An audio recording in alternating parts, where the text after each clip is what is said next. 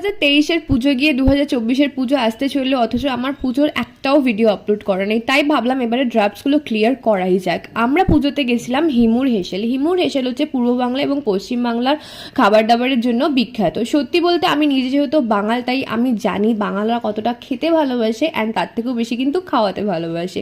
প্রত্যেকটা রান্না আমরা ওখানে অর্ডার করেছিলাম প্লেন রাইস, মুর পোলাও যেটা ওখানকার একদম ফেমাস, দেন চিংড়ি মাছের পকোড়া, গন্ধরাজ চিংড়ি, লাউ পাতা ভাপা, ইলিশ, চিংড়ি মাছের ভর্তা, মাটন কালা ভুনিয়া।